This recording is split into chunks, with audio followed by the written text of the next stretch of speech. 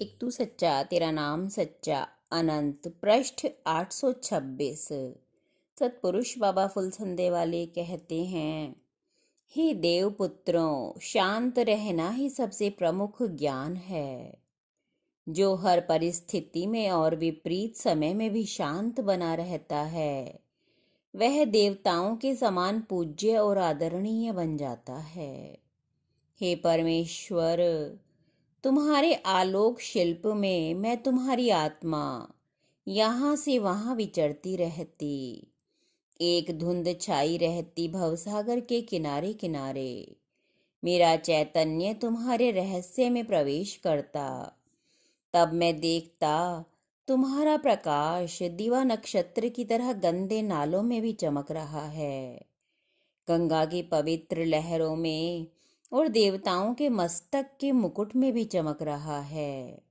हे प्रभु, तू दिव्य और महान है।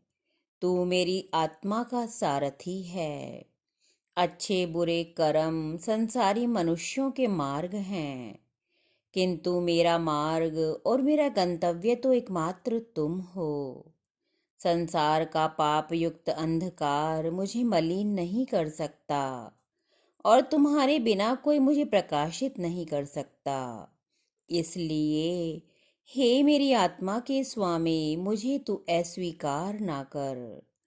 अपनी उपस्थिति के महासागर की मुझे एक लहर बना। सितारों में फरिश्ते जब तुम्हारा जिक्र करते हैं, मेरे दिल में इधर आराधना के चिराग जलते हैं।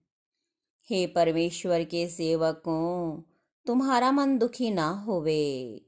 जब तुम धुएं में, अंधकार में, बबूलों से घिर जाओ, तब भी व्यथित मत होना और धैर्य मत छोड़ना। अंधेरी गुफा में भले ही तुम्हारी आत्मज्योति कैद हो जाए, ध्यान रहे कि वहां भी परमेश्वर की निगाह तुम्हारे ऊपर है। तुम शोक मत करना। इस आकाश के नीचे जो कुछ भी है सब व्यर्थ है। परमेश्वर के आंगन में देवात्माएं तुम्हें ईश्वरीय गीत सुनाने के लिए आवेंगी। अपनी आंखों के झरोखों को तुम आकाश की तरफ को खोल के रखना। हे परमेश्वर, हे विराट पुरुष, मेरा प्राण दिवा नक्षत्र बनकर तेरे अनंत क्षितिज की तरफ को बैठा रहता है। मेरी भावनाएं तुझ में बही रहती हैं। देवात्माएं चारों तरफ से घिरे रहती हैं। वे तेरी स्तुति करती रहती हैं। उस नाद ब्रह्म में मेरे प्राण तेरे मंत्र का उच्चारण करते रहते हैं। फरिश्ते पंख फैलाए हुए मेरी परिक्रमा करते रहते हैं, क्योंकि हे सर्वोच्च सत्य, हे अनंत ईश्वर, तू बूंद भर मेरी आत्मा के प्रकाश में समाया हुआ है। हे परमेश्वर, दुख के सर्प जो हमें रात दिन डसते हैं, हे प्रभु, हे पार ब्रह्म, हे अलख निरंजन, हमें दुखों से मुक्ति दो।